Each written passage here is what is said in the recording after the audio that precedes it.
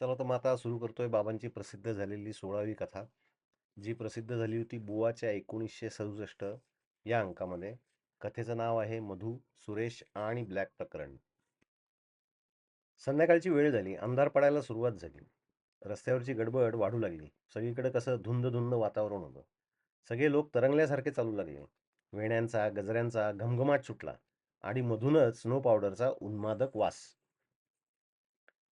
गुडलकमधल्या बाहेरच्या मोकळ्या जागेत खिळखिळ्या खुर्च्यांवर मधु गुप्ते आणि सुरेश देशपांडे चार मिनार ओढत बसले. मधु अस्वस्थपणे उजवा पाय हलू लागला आणि सुरेश चार मिनारच्या वलयांकडं एखाद्या कवीसारखा पाहू लागला. चुटकी वाजवून राग झटकू लागला. नंतर कवी लोक सिगरेटवर खूप राख साचून ठेवतात असं ध्यानात आल्यावर कावराबावरा झाला. मध्या, काय सांगू का? शी इज ॲब्सोल्युटली ब्युटिफुल. तांबड्या डोळ्यानं मधुकडं पाहत सुरेश म्हणाला. हं, काय म्हणालास? भानावर येत मधून विचारलं. आणि नाव तर काय marvellous. Sulabha Sane. Sulu. What a lovely name.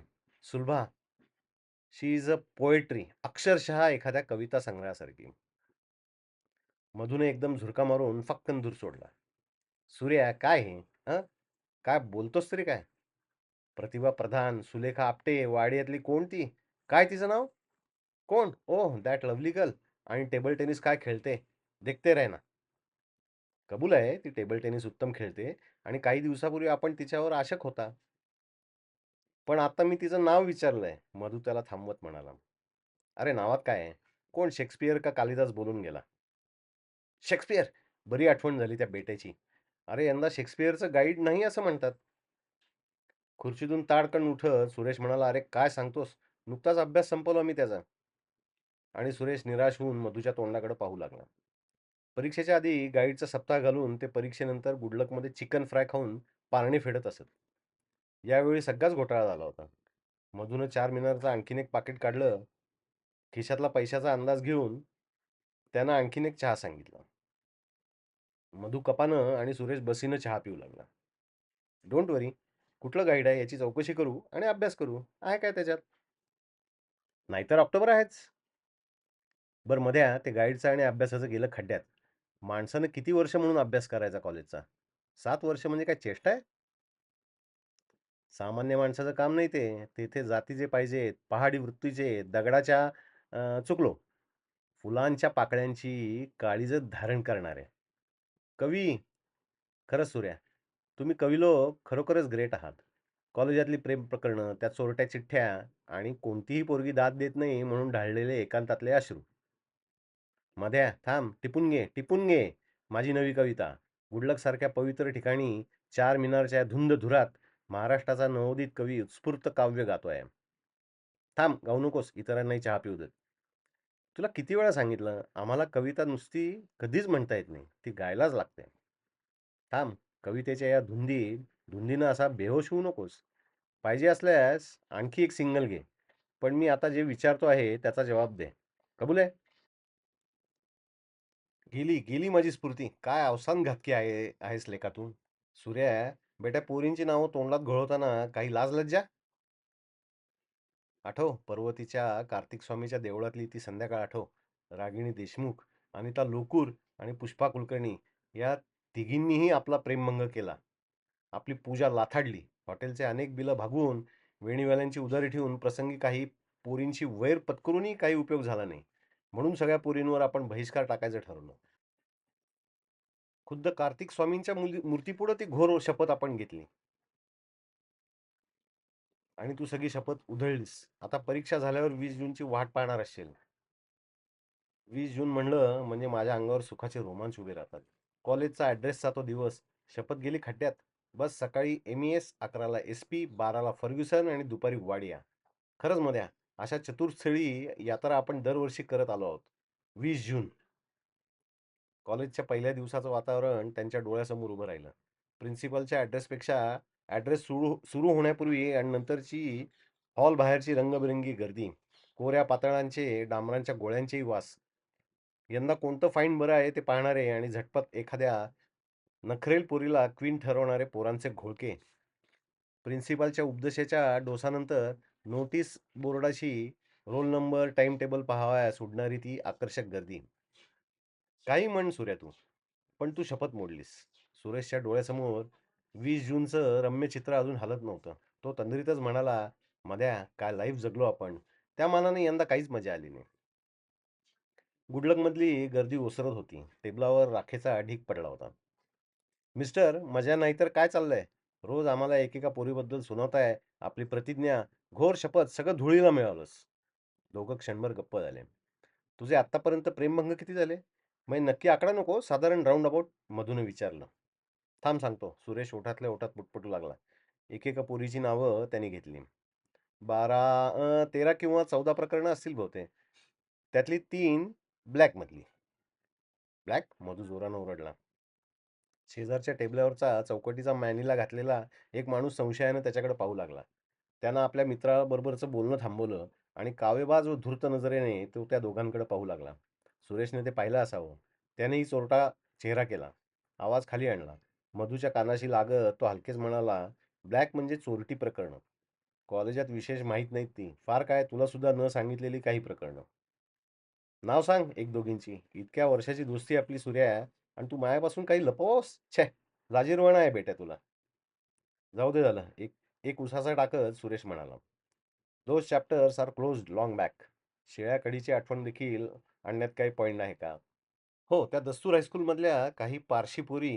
"जाऊ दे. राहिलं बाबा, इतकं प्रेमभंग होऊन सुद्धा तू आपल्या प्रतिज्ञेचा भंग केलास.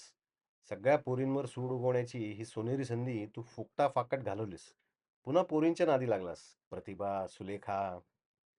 "जाऊ दे रे, पण सध्या प्रतिभा फॉर्मात आहे." "अरे दिसते काय? हं? आणि लाजते तरी काय? कल्पना तरी असेल का बेटीला, आपण लाजलोय आणि तरुणांचा कलिजा खलास होतोय. आहे कुणाला परवा इथं तरुणांची आणि त्यांच्या मृदू विशाल हृदयाची." "विशाल? बरोबर आहे. एकाच वेळी 4-5 पोरींना तुम्ही हृदयात ठेवणार." मधू खवचटपणे म्हणाला. "कर लेका टिंगल माझी. पण काही दिवसापूर्वी आपणही आमच्यात होतात हे विसरू नका चिरंजीव." मधू गंभीरपणे म्हणाला, "हो होतो. खेद होतो आता मला त्याबद्दल. आता माझं हे हृदय परिवर्तन झालं आहे. कार्तिक स्वामी की जय अभ्यासाच्या खोलीत लिहून ठेवलंय मी."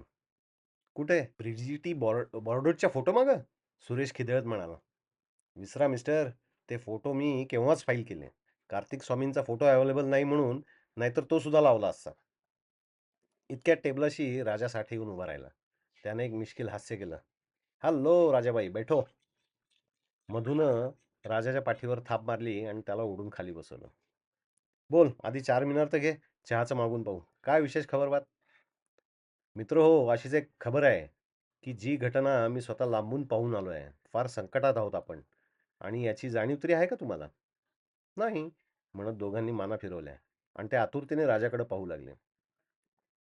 "अखिल तरुण वर्गाला नामुष्की." राजा आवेशाने बोलू लागला. "माफ कर राजा, अखिल तरुण वर्ग हे शब्द कोणी उच्चारले की माझ्या पोटात गोळा उठतो. कासावीस होतो माझा जीव. ए जरा पाणी घे रे सिंगल." पाण्याचा भरलेला ग्लास मधून रिकामा केला. मग त्याची तगमग जरा कमी झाली. "काय खबर आहे ते साध्या, सोप्या, सरळ भाषेत सांग." म्हणत राजा सांगू लागला. "प्रतिभा प्रधाननं कुणाशी लग्न ठरलंय काय तिचं?" सुरेश किंचाळला.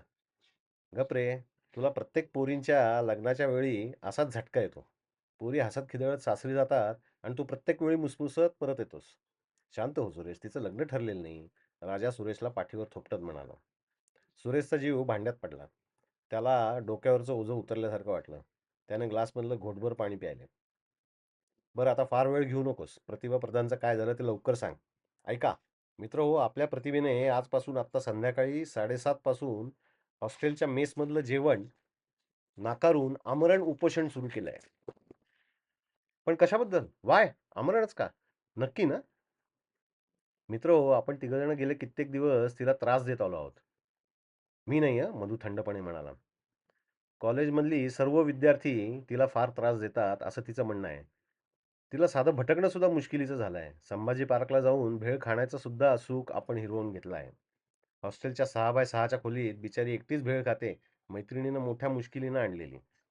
अशा परिस्थितीत कॉलेज तरुणांचा निषेध करण्याचा उपोषण हा एकच मार्ग उरला आहे." "अरे पण तिला आपला निषेध काय म्हणून करावा तिनं? आम्ही तर तिला कॉलेज क्वीन केलंय. ती साधनेसारखी दिसते हा शोध आम्हीच लावला आणि गाजावाजा केला. म्हणूनच ती साधनेसारखी पोशाख घालू लागली." कबूल, एकदम कबूल. पण आता आपल्या प्रेमळ वागणुकीचा तिला त्रास होतोय. म्हणूनच तिनं आमरण उपोषण सुरू केलंय. आमरण म्हणजे काय चेष्टा आहे? आणि उपोषण असह्य झालं तर पुणंही सोडण्याचा तिचा विचार आहे. तिकडे कोल्हापूरला आहे काय विशेष? सुरेश एकदम खुर्चीतनं उठला. आय मस्ट सी हर. निदान माझ्याकरता ती उपोषण सोडेल. माझ्याबरोबर क्वालिटी आईस्क्रीम खाऊन आणि नंतर लिंबाचा रस पिऊन. मध्या, येतोयस का? चल रे राजा. तुम्ही आणि ती प्रतिभा काय गोंधळ वाटेल तो गोंधळ घाला. मी बसतो इथं कार्तिक स्वामींचा जप करत. ठीक आहे. आणि जाताना चहाचं बिलही देऊन टाकते. ते दोघं घाईघाईने गुडलकच्या बाहेर पडले. मधू हसला. काउंटरवर बिलाचे पैसे टाकून घरी निघाला. त्या दिवसानंतर आठवडा लोटला. सुरेशला प्रतिभेबद्दल काहीच बातमी कळेना. मागेच काही वर्षापूर्वी लेडीज हॉस्टेलच्या भैय्याचं आणि त्याचं भांडण झालं होतं. त्यामुळे त्याची केविलवाणी परिस्थिती झाली होती. कॉलेजच्या लायब्ररीतही तिचा पत्ता नव्हता. तिच्या वर्गातल्या 1-2 पोरींनाही विचारून पाहिलं. त्या अभूतपूर्व उपोषणामुळे प्रतिभेला मिळणारी वारेमाप प्रसिद्धी बघवत नव्हती त्यांना. त्यांनी तिच्याबद्दल मुग्धता स्वीकारली. कॉलेजचा लाईफ मेंबर बंड्या देशमुखनं तर वेगळीच बातमी दिली. उपोषणाचा त्रास होऊन तिने एका हॉटेलमध्ये श्रीखंड खाल्लं. काउंटरवर बिल देताना आपण स्वतः पाहिलं असल्याचं त्याने सांगितलं आणि आता नाचक्की की नको म्हणून ती बहुतेक कोल्हापूरला गेली असावी असा होरा प्रगट केला. दिवसेंदिवस सुरेशची बेचैनी वाढतच गेली. त्यातून मधूचा कुठे पत्ता नव्हता आणि त्याची गाठ व्हायची चिन्ह नव्हती. आणि एक दिवस मधू गुडलकमध्ये आला. सुरेशकडे पाहत खुर्चीवर बसला. "मध्या, काय बेटा तुझा पत्ता? हं, घरी गेलो तर लायब्ररीत गेला म्हणून सांगतात आणि कॉलेजवर तर तुझा पत्ताच नाही. काय भानगड काय?" मधू हसला. "भानगड वगैरे काही नाही रे. सूर्या, आय एम लिव्हिंग पुन्हा." "लिव्हिंग? व्हाय?" सुरेश किंचाळला. "मी कोल्हापूरला चाललोय उद्या सकाळी. माझे कोल्हापूरचे काका आणि आम्ही पार्टनरशिपमध्ये लेत घेतला आहे. उद्याला उद्घाटन. Mac engineering works." हां, सुरेश आश्चर्यचकित होऊन त्याच्याकडे पाहतच राहिला. "मध्या लेका, पुण्यातल्या सुंदर पोरी हे गुडलक सोडून लेथ आणि इंजिनिअरिंग अशा गोष्टीत इंटरेस्ट घ्यायला लागलास? आणि कोल्हापूरला काय आहे बेट्या? आमचं इथं कसं व्हायचं?" मधू थंडपणे म्हणाला, "सूर्या, डोंट वरी. पुण्यात स्वतःचं घर आहे माझं. पुण्याला माझं येणं-जाणं होणारच." सुरेशला हे सारं अनपेक्षित होतं. "आणि एक गोष्ट, लग्न ठरलं माझं." "कोणाशी? ही घे पत्रिका." म्हणत मधूनं खिशातून पत्रिका काढून सुरेशच्या हातात दिली. गणपतीचं चित्र पाहून आणि शुभविवाह वाचून सुरेशनं पत्रिका उघडली आणि आतुरतेने वधूचे नाव वाचले. ची सौ का प्रतिभा. कंसामध्ये शंकर रामचंद्र प्रधान, रा कोल्हापूर यांची ज्येष्ठ कन्या. कंस पूर्ण. "मध्या, प्रतिभेचं तुझ्याशी लग्न?" ओरडत सुरेश खुर्चीत कोसळला. आणि तिचं उपोषण वगैरे सगळ्या बंडल बातम्या होत्या बरं का रे. दुसऱ्या दिवशी माझ्याबरोबर क्वालिटीत आईस्क्रीम चापून तिने उपोषण सोडलं. सुरेशचे डोळे पांढरे व्हायची वेळ आली होती. "हे आमचं ब्लॅक प्रकरण बरं का," मधू हसत म्हणाला.